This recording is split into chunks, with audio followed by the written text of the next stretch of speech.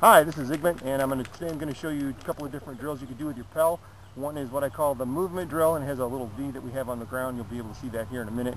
The idea is when you get to the V, you don't get to throw a shot unless you're moving. You're moving to the right or the left, stepping on or across the line. So the other thing I'm going to show you is a power drill you can use if you're having trouble generating enough power for on your shots. I'll show you how to use your pell to improve that. So without further ado, let's get started. We'll go to the V drill. The idea is you're going to have on your floor where you practice, you're going to have something marked on the ground, either tape lines on the floor or some maybe paint out in your backyard, but it lines up on your pell. Now I've used Mr. Tree here just for a brief mock-up. On your pell you should have something that's right about knee high. I haven't taken the precision to do this like you would at home with your pell, but you want it about knee high, about an inch above the knee, so you can hit that exact spot that's right at the edge of the shield and where the knee is at, where it's legal, so you can hit that little bitty opening that only the best fighters leave you.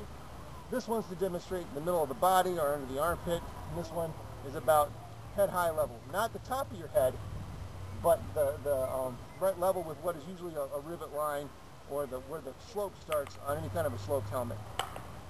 So, I'm going to show you how to do this drill. Yeah, the premise is simple. You don't get to throw a shot unless you're moving. This way, when you're in any kind of a fight, when you square up in your initial stance, when they call lay on, this is the best position you have that your opponent has. This is the teeth of their best defense. You want to get them out of that. There's a couple ways you can do that. You can do that with some feints, the offside, or by moving pressure around their body. The other way to do that is by moving them around. So if you're in your stance and they call lay on, you can step. And by stepping, you can open up and make them move and open up shots. So I'm going to show you how to do this drill. It's the same 6-in-1 drill that we've been working on, but now you're going to add movement into it, offline movement.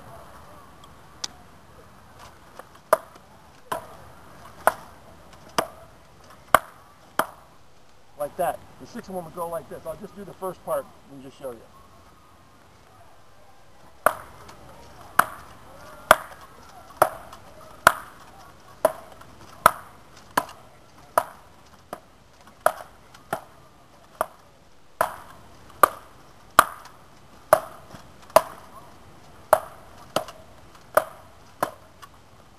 And so on. The side-to-side movement here I'm going to demonstrate with my friend Charles. He's going to show you why this angle is so important to work these angles on this drill. Just up over here.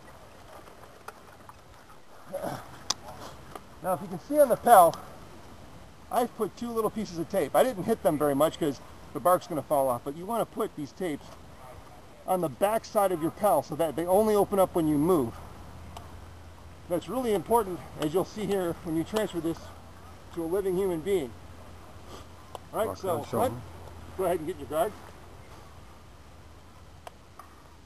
This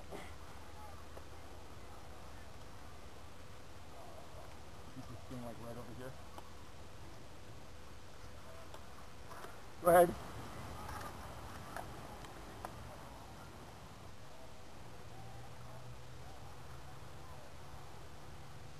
Go ahead and get your guard for a second.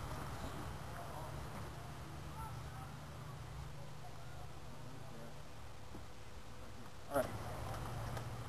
So move over here if you would, Egg. Go ahead and face him. Now as you can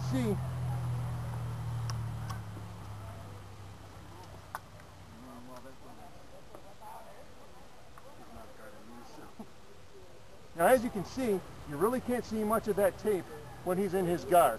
And if I throw at it, he doesn't have to do anything to block that shot.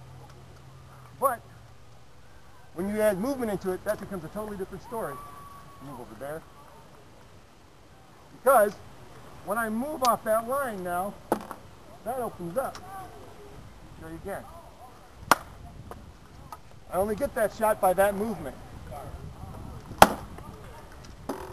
Likewise for the offside head, it's the same thing. That concludes using the V drill with your pell. Now I'm going to show you how to use your pell to generate more power in your shots. Again, you have your pell marked so that you have legs, body, and head. If you're having trouble generating shots, the very first thing you can do better It's to improve your technique. You want to sit down just a little bit. Pretend there's a chair right under your ass, or right on your butt, you're going to sit on. And when you go to move, first thing you do is you pick that back heel up. You pick it up, and the hip moves forward. The hip moves parallel with the shoulders, and then the hand comes out.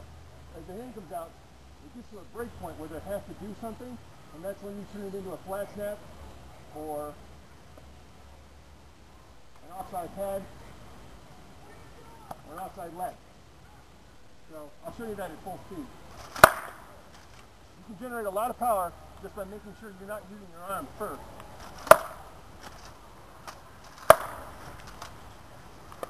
Now the second way you can use this, want another shot of that? I want an angle.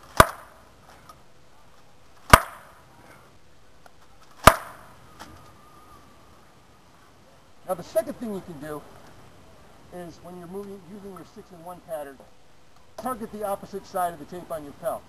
My pell is 2x2 that's I've cut off, and it's about 7 feet tall. And it's cemented into a small 14-inch tire, so I can move it around my yard, and it's still got enough weight that it won't fall over with a windstorm. But by being square, and I like it being square, because if I round it off, sometimes the shots slip.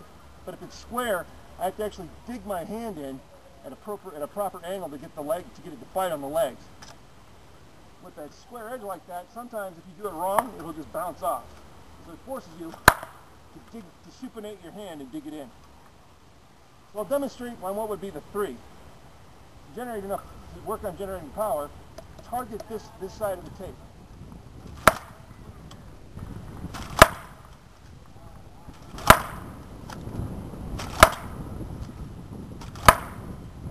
As you do so, make sure your hand is elevated and the sword is level.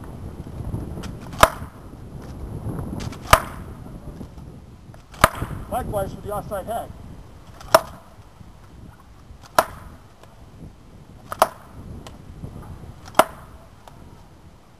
And the leg.